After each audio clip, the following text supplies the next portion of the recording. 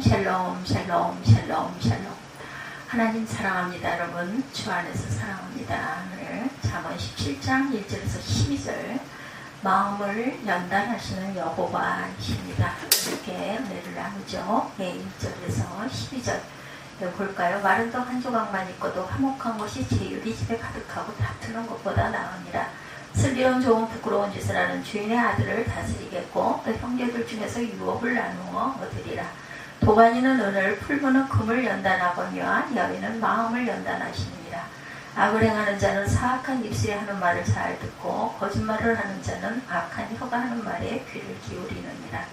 가난한 자를 조롱하는 자는 그를 지으신 줄을 멸시하는 자요, 사람의 재앙을 기뻐하는 자는 형벌을 면하지 못할 자니라. 선자는 노인의 면류관이요 악인은 자식의 영환이라.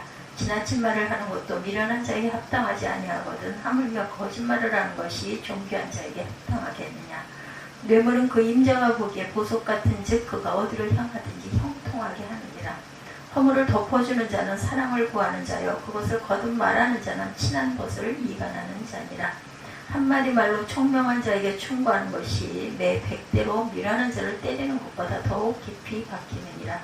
악한 자는 반역만 힘쓰나니 그러므로 그에게 잔인한 사자가 보냄을 받으리라. 차라리 새끼 빼앗긴 앙콤을 만날지언정 미련한 일을 행하는 미련한 자를 만나지 말 것이니라. 누구든지 악으로 선을 갚으면 악이 그 집을 떠나지 아니하리라. 오늘 12절까지죠. 차라리 새끼 한 마리 앙콤을 만날지언정 미련한 일을 행하는 미련한 자를 만나지 말 것이니라. 미련한 자를 만나지 말라 이렇게 말씀하고 있어요. 그것 또한 걸음을 인도하시는 분은 하나님이신 줄로 믿습니다. 사람마다 복받기를 원해요. 그죠? 축복받기를 원합니다. 그토록 원하는 복을 받으려면 무엇이 필요할까? 그릇이 필요하겠죠? 어떤 그릇? 깨끗한 마음의 그릇을 준비해야 되겠죠? 복을 누리고 좋은 결과를 만나는 일은 결국 마음의 문제입니다. 야훼 하나님은 마음을 연단하시죠. 근데 가까이 나아갈수록 더욱 그에게 합당한 마음 또한 주십니다. 1절에서 3절입니다. 마른 떡 한 조각만 있고도 화목한 것이 제육이 집에 가득하고 다투는 것보다 낫다라고 말씀하죠. 슬기로운 좋은 부끄러운 짓을 하는 주인의 아들을 다스리겠고 슬기로운 종은 부끄러운 짓을 하는 주인의 아들을 다스리겠고 또 형제들 중에서 유업을 나누어 얻으리라. 도가니는 은을, 풀무는 금을 연단하거니와 야훼는 마음을 연단하시느니라. 아멘. 사람이 누리는 행복은 외부의 조건에 달려있지 않아요. 가정의 행복도 부요함에 달려있지 않습니다. 조건이 될 수는 있겠죠. 예. 화목하지 않다면 풍요로움은 그리 중요하지 않다. 화목하고 풍요롭다면 더더욱 좋겠죠. 신분이 낮다 할지라도 지혜를 갖춘 이는 결국 풍요한 권세까지 얻게 됩니다. 결국 지혜로운 마음이 뭘까? 그에 대한 행복과 함께 원하는 바까지 얻을 수 있기 때문에 지혜로운 마음이 무엇보다 중요하다. 지혜가 필요합니다. 잠언 17장 1절이죠. 마른 떡 한 조각만 있고도 화목한 것이 제육이 집에 가득하고 다투는 자보다 낫다. A가 B보다 낫다라는 문장 구조로 표현하는 잠언 말씀입니다. 15장 16절, 7절입니다. 가산이 적어도 야훼를 경외하는 것이 크게 구하고 번뇌하는 것보다 낫다. 그렇죠. 가산이 적어도 가난해도 살 수는 있어요. 근데 기본적인 살 수 있는 그 기본은 있어야 되겠죠. 17절에 채소를 먹고 서로 사랑하는 것이 살찐 소를 먹고 서로 미워하는 것보다 당연히 낫습니다. 오늘 보면은 17절과 짝을 이룹니다. 마른 떡 한 조각과 채소가 연결되고 제육과 살찐 소가 비교가 되죠. 연결이 됩니다. 돈을 많이 벌거나 높은 지위를 차지하거나 사회적으로 인정을 받아 집안을 평안하지 않은 사람은 불행한 사람이죠. 다 합니다. 누구나 그렇죠. 근데 그것도 있고 그것도 있으면 좋겠는데 둘 중에 하나 제육이 가득하지 않아도 채소만 먹어도 우리가 아무것도 가진 것이 없어도 마음이 서로 통하는 게 좋죠. 우리나라 재벌들 한진그룹, 롯데그룹 형제끼리 서로 경영권을 차지하려고 다툼을 벌이죠.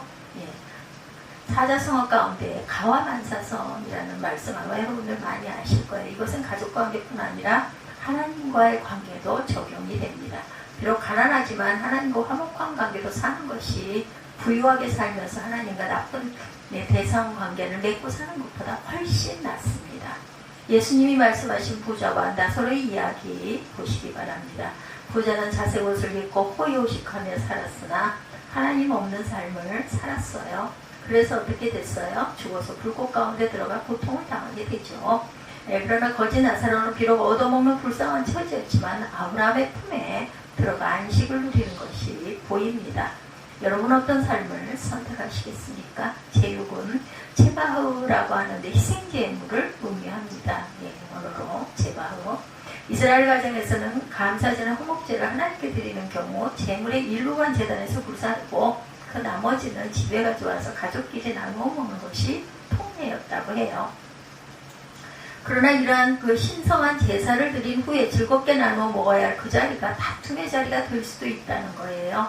이처럼 다툼의 자리가 되는 것은 그들 안에 하나님 안에 대한 진정한 순종과 감사가 없기 때문이다. 그러므로 이처럼 외식하는 삶보다는 가난하더라도 하나님께 순종하는 감사하는 삶을 살아야 하는 것이 더 가치 있는 삶이다. 다 압니다. 누구나. 그죠? 왜 그렇게 잘 되지가 않아서 문제죠. 우리 마음 안에 각자 원하는 것이 있고 또 말 맞다나 겸손치 못한 내가 달라서 내가 맞아 내가 옳아 이런 강한 주장이 있기 때문에 그렇죠. 2절입니다. 슬기로운 종은 부끄러운 짓을 하는 주인의 아들을 다스리겠고 또 형제들 중에서 유업을 나누어 얻으리라 말합니다. 슬기로운 종이 어때요? 주인의 아들을 다스리겠다 이렇게 말하고 있습니다.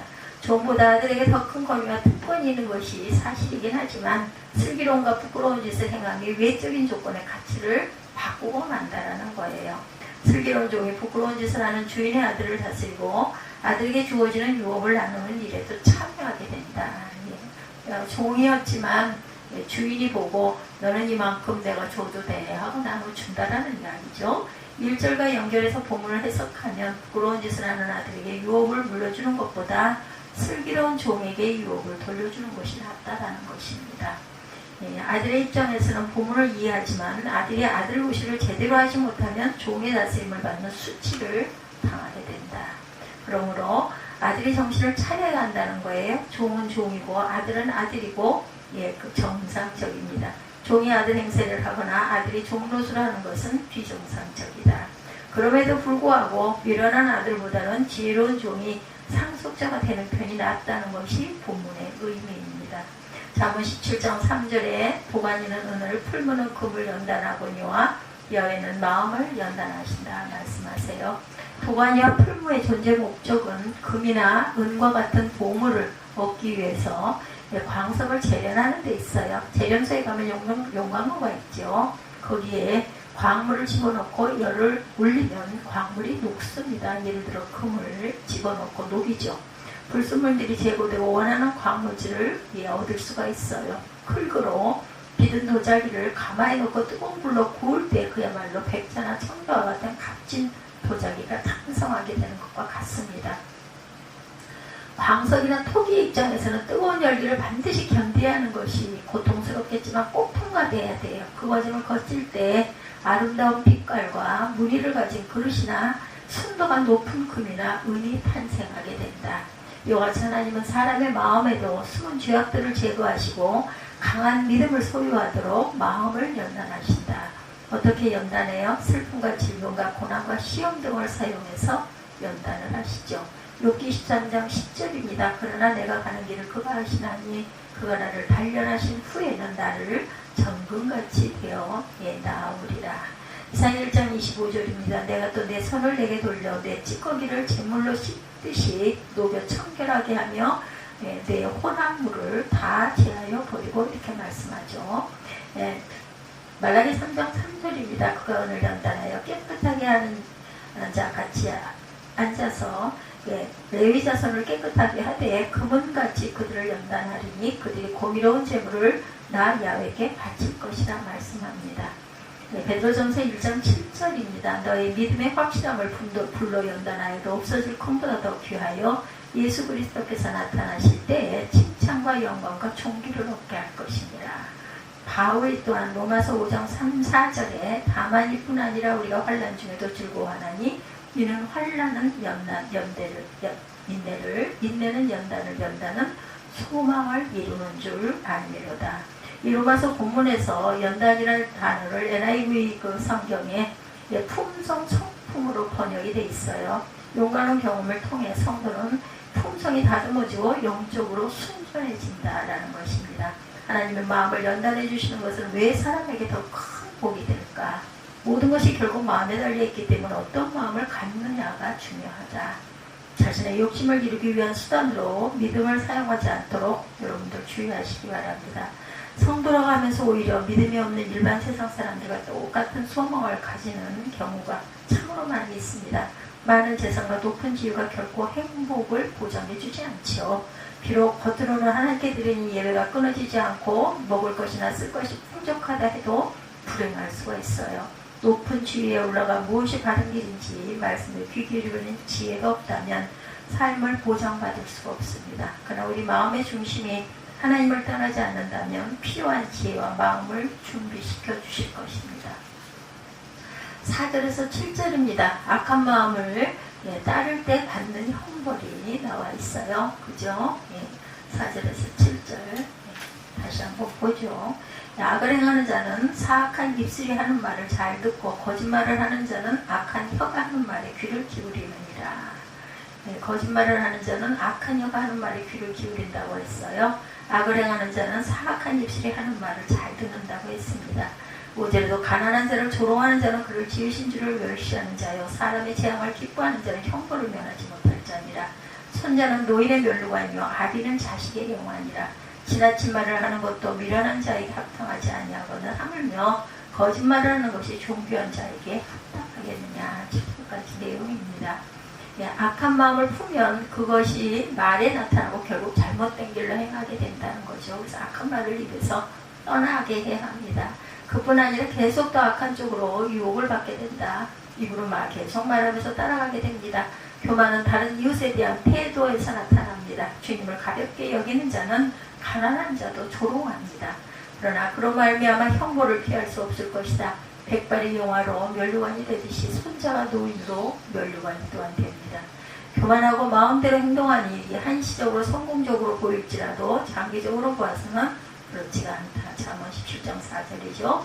악을 행하는 자는 사악한 입술이 하는 말을 잘 듣고 거짓말을 하는 자는 악한 혀가 하는 말에 귀를 기울입니다. 악한 말에 귀를 기울여서는 안 되고 듣지도 말아야 합니다. 듣다 보면 자꾸 생각이 난다. 유유상종이라는 사자성어가 있어요. 그죠? 끼리끼리 어울린다. 악한 자에게는 사악한 입술이 하는 말이 잘 들려요. 그 이유는 공감대가 형성되고 동질감을 느끼기 때문이다. 자신이 표현하지 못했던 생각을 다른 사람이 표현해 줄 때 그렇지 하고 동조하고 행동하고 싶어 한다. 바울사도는 말세에 고통받은 때가 되면 어떤 일이 일어난다고 했나요? 디모데후서 3, 4절입니다. 때가 이르니 사람이 바른 교훈을 받지 아니하며 귀가 가려워서 자기의 사욕을 따를 스승을 많이 둔다고 얘기하고 있어요. 4절에 또 그 귀를 진리에서 돌이켜 허탄한 이야기를 따르니라 이렇게 말하고 있습니다. 어떤 자가 때가 이르리니 사람이 바른 교훈을 받지 아니하고 귀가 가려워 자기의 사욕을 따를 스승을 많이 두고 자기 사욕 채울 스승들을 둔다. 온전치 않은 스승이죠. 그 귀를 진리에서 돌이켜 허탄한 이야기를 따라간다라고 하고 있습니다. 악한 자는 바른 교훈을 따르잖아요. 오히려 자신의 사욕을 인정하고 확인해 줄 어떤 그런 악한 스승이나 가르침이나 사상을 따르게 된다. 즉 이기적인 동기를 채워주는 악한 입술과 혀를 좋아하며 찾는다는 거예요. 거짓말하는 자는 비슷한 사람들과 어울릴 때 자신의 문제에 대해서 심각하게 생각하지 않고 자신과 그들을 자연스럽게 받아들입니다. 거짓말하는 것이 일상이고 정상적이기 때문이다. 이런 자들은 다른 사람을 속이며 자신도 속으면서 살아간다. 디모데후서 3장 13절입니다. 악한 사람들과 속이는 자들은 더욱 악해져서 속이기도 하고 속기도 한다라고 말씀하죠. 17장 5절에도 오면 잠언 17장입니다. 가난한 자를 조롱하는 자는 그를 지으신 줄을 멸시하는 자요. 사람의 재앙을 기뻐하는 자는 형벌을 면하지 못하리라. 사람들의 재앙을 기뻐하면 너도 형벌을 받으리라. 사람들이 좀 잘 살게 되면 가난한 자를 무시하게 되죠. 대개 사람들은 가난한 것을 무능하거나 실패한 것으로 생각하기 때문에 무시하게 됩니다. 사람의 가치는 잘 살고 못 사는 것으로 판단할 살아갈 수 있는 것이 아니에요. 특히 성경에 가난한 자는 하나님에 의해서 연단받는 사람들을 말합니다. 이 가난한 자는 하나님의 보석이 되기 위해서 말씀을 붙들고 연단을 받고 있는 사람들이다. 그러므로 우리는 이런 사람들을 귀하게 생각해야 합니다. 이 사람을 가난하게 만드는 분이 하나님이시기 때문이에요. 우리가 다른 사람의 재앙을 기뻐하고 좋아한다면 그것은 자신이 교만해진 것이므로 하나님이 그 재앙을 나에게 돌리실까 두려워할 줄 알아야 되겠다. 평소 내가 싫어하거나 미워하던 사람에게 좋지 않은 일이 생겼을 때 좋아하면 눈치를 보면 안 되고 오히려 안타까워하고 위로할 때 하나님이 기뻐하신다. 잠언 16장 6절입니다. 손자는 노인의 면류관이라고 그러죠. 아비는 자식의 영화라고 합니다. 이 말씀은 16장 31절에 백발은 영화의 면류관이라는 말씀과 같은 연결된 말씀이죠. 우리 할아버지나 할머니라는 호칭을 들을 수 있는 분이 그런 것들이 복이다.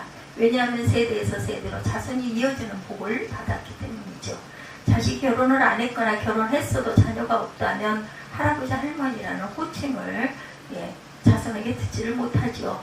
할아버지나 할머니가 된다는 것은 백발이 되고 기력이 쇠하는 것을 또한 의미하기도 합니다. 그러나 손자 손녀를 통해 노인의 속사람은 날로 새로워질 수가 있다. 손자 손녀는 할아버지나 할머니의 영어로운 면류관이자 훈장이 됩니다. 잠언 17장 7절에 지나친 말을 하는 것도 미련한 자에게 합당하지 아니하거든 하물며 거짓말을 하는 것이 존귀한 자에게 합당하겠느냐 오히려 반문하죠. 내적 풍성과 말의 관계에 관한 잠언입니다. 말은 그 사람의 인격을 반영하죠. 지나친 말을 하는 것은 필요 이상의 말을 하는 것을 의미합니다. 미련한 자의 말은 가치가 없으므로 말을 많이 할수록 더욱더 무용지물이 될 수밖에 없다. 반면에 존귀한 자는 진실만을 말하기 때문에 거짓말하는 것이 합당하지 않습니다. 따라서 말의 유익 여부는 그 말을 하는 자의 품성에 따라 결정이 됩니다. 많은 말과 거짓말은 결코 유익을 주지 못해요. 말을 함부로 하는 것은 하나님을 멸시하는 것이기 때문에 이러한 악인은 결국 어떤 일을 당할 것인가. 하나님을 무시하고 징계를 피할 수 없고 잘못된 길로 들어서서 예상하지 못한 어려움을 당하게 됩니다. 사람들에게 말하는 태도를 보면 하나님에 대한 태도를 우리가 알 수가 있습니다. 강한 자 앞에서 공손한 반면 약한 자 앞에서 그들 자신을 해할 힘이 없기에 무리하게 구는 자가 있죠. 그러나 이러한 모습은 주님을 멸시하는 것이라는 것. 자신의 신앙을 점검하려면 겉으로 드러나는 경건의 행위가 아니라 마음과 입술에서 나오는 그런 말이 어떤 말인지를 가늠할 줄 알아야 되겠다는 거예요. 잘 살펴야 합니다. 다른 사람이 고난을 기뻐한다면 예수를 닮은 마음이라고 할 수가 없죠. 안타까운 눈물이 있어야 합니다. 악하고 어려움 당하는 이들을 조롱하는 입술을 버리지 못한다면 진정한 하나님의 자녀인지 의심해 봐야 할 것이다. 마음을 다스리는 일은 아주 중요합니다. 악하고 어려움 당하는 사람들을 조롱하는 입술을 버리십시다. 8절부터 12절까지입니다. 뇌물은 그 인자가 보기에 보석 같은지 그가 어디로 향하든지 형통하게 하느니라. 허물을 덮어주는 자는 사랑을 구하는 자요 그것을 거듭 말하는 자는 친한 것을 이간하는 자니라. 한마디 말로 총명한 자에게 충고하는 것이 매 100대로 미라는 자를 때리는 것보다 더욱 깊이 박힌다고 해요. 한마디 말로 총명한 자에게 충고하는 것. 악한 자는 반역만 힘쓰나니 그러므로 그에게 잔인한 사자가 보냄을 받으리라. 차라리 새끼 빼앗긴 암꿈을 만날지언정 미라는 일을 행하는 미라는 자를 만나지 말 것이니라. 잠언 전반에 걸쳐 지혜와 마음이 중요함을 이렇게 강조합니다. 겉모습보다 실제 그 중심에 무엇을 품고 있는지를 살펴야 되겠다. 당장의 상황을 봐도 마음이 무엇을 품고 있는지에 따라 앞으로의 운명이 결정이 된다. 충고를 들을 마음의 준비가 되어 있으면 어려움을 피하고 좋은 길로 갈 수가 있습니다. 그러나 자신의 뜻대로만 행하고 하나님을 따르는 바른 길을 거스려 가면 그런 사람은 돌이킬 수 없는 상황을 만나게 된다. 8절입니다. 뇌물은 그림자가 보기에 보석 같은지 그가 어디로 향하든지 형통하게 한다라고 말하죠. 뇌물은 솔로몬 당시나 현대사회에 여전히 효과가 있어요. 그렇기 때문에 뇌물을 주는 사람에게 뇌물 방법은 아주 유혹적입니다. 아울러 뇌물을 주고받는 것이 드러나지 않으면 처벌받지 않는다는 것과 드러나는 경우 흔치 않다는 점에 뇌물은 아주 유혹적인데 뇌물 때문에 정의롭게 해야 할 일을 그릇되게 할 수도 있다는 것. 만약 이런 사람이 많아진다면 그들이 속한 공동체는 질서가 무너지고 멸망하게 될 것입니다. 그러므로 우리 성도들은 뇌물을 주어서도 받아서도 안 되죠. 이것은 자신과 공동체와 나라를 병들게 하고 망하게 하는 일이기 때문이죠. 9절입니다. 허물을 덮어주는 자는 사랑을 구하는 자요 그것을 거듭 말하는 자는 친한 것을 미간하는 자니라. 말에 관한 지혜로 타인에 대해 부정적으로 말하는 것에 대한 교훈입니다. 인간의 허물은 서로에게 발견될 수 있어요. 상대방의 허물을 본 자는 상반된 반응을 보일 수 있습니다. 어떤 사람은 그 허물을 계속 말하고 전파하지만 어떤 사람은 그것을 용납하고 덮어주고자 할 것입니다. 이렇게 상반된 행동은 사랑과 분열이라는 상반된 결과를 초래한다는 것. 10절입니다. 한마디 말로 총명한 자에게 충고하는 것이 매 100대로 미련한 자를 때리는 것보다 더욱 깊이 박힌다 말하죠. 두 부류의 사람과 교육에 대한 자문이죠. 총명한 자는 한마디 충고에도 자신의 허물을 깨닫지만 미련한 자는 매를 100대를 때려도 자신의 잘못을 발견하지 못한다. 이 자문은 교육의 대상에 따른 차별화된 교육법을 제시합니다. 총명한 자에게 100대 매를 가는 것은 오히려 총명을 파괴하고 미련한 자에게 말로 충고하는 것은 아무런 효과가 없다. 거꾸로 말하면 그렇죠. 11절에 악한 자는 반역만 힘쓰나니 그러므로 그에게 잔인한 사자가 보냄을 받으리라. 차라리 새끼 빼앗긴 앙금을 만날지언정 미련한 일을 행하는 미련한 자를 만나지 말 것입니다. 11절은 패역한 자의 운명을 잔인한 사자로 묘사하면서 그 운명이 재앙과 잔인한 파괴함을 암시합니다.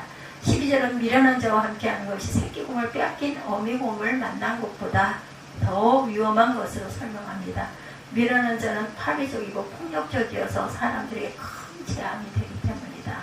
마음을 다스리지 못하는 악한 미련한 자들을 피하는 이유, 그것은 미련한 자는 자신만 아니라 곁에 있는 이도 재앙을 만나게 하기 때문에 피해야 된다. 사람들은 대체로 다른 이들에 대해서 가혹하게 그리고 자신에 대해서 너그럽게 판단하는 경향이 있죠. 우리의 말하는 바를 살펴봐도 마찬가지입니다. 다른 이들에 대해서는 혼담이 많고 자신에 대해서는 변명이 많게 됩니다. 그러나 타인에 대해서 사랑을 가지고 자신을 향한 충고에는 마음을 열어야 지혜로운 자라고 할 수가 있다. 말씀을 묵상할 때도 마찬가지죠. 주님의 경고를 들을 때 자신이 아니라 다른 사람만 떠오른다면 잘못을 바로잡을 기회로 삼을 수가 없습니다. 충고를 받지 못하고 험담만 하고 다니는 미련한 자가 절대로 되어서는 안 되겠죠. 말씀을 통해 우리 마음을 늘 살피고 잘못된 줄 알았으면 즉시 돌이킬 줄 알아야 되겠다. 이것이 은혜를 누리는 비결이라는 것을 잊지 않는 저와 여러분들이 되시기를 주님의 이름으로 축복합니다.